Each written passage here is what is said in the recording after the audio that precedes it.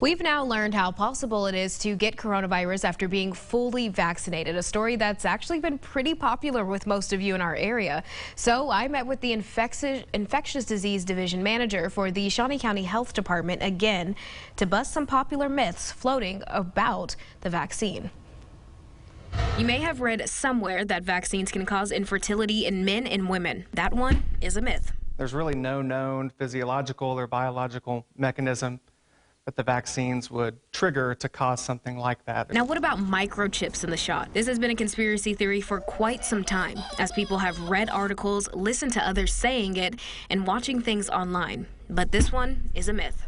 They're not implanting anything that has anything to do with 5G or your cell service or anything like that. How can that be trusted? He says there are many reasons. One, the vaccine dosage is too small, about 1 milliliter, and you can actually look up the ingredients of all the vaccines, none of which have a secret name for microchip. People talk about other things, not just microchips, but they talk about metals, which are not included in the vaccine either. Speaking of metals, there's a new question of the vaccine safety floating around on TikTok. A user actually posted a video that has since been taken down, putting a magnet on the arm that was vaccinated. It stayed in place, showing people she was magnetic, but we'll let a demo show how that was possible. Fully vaccinated, right? Fully vaccinated. Okay. On dry skin, the magnet doesn't stick, but once you put water on the skin or any kind of moisture, it stays put on any part of the body, not just where the vaccine is. Does not cause any sort of electromagnetic reaction.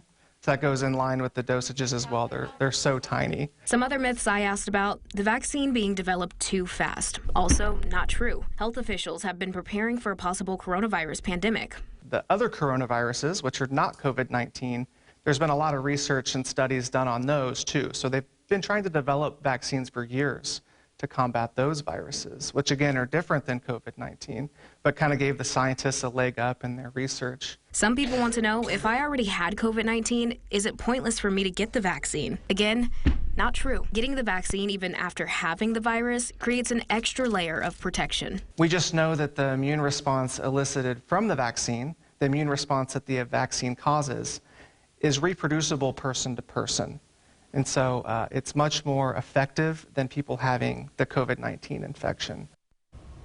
Now, there are more vaccination myths and facts we talked about, including finding out if there is fetal tissue in the vaccine. So be sure to check that story out on fox43topeka.com for a full breakdown of each myth and the facts.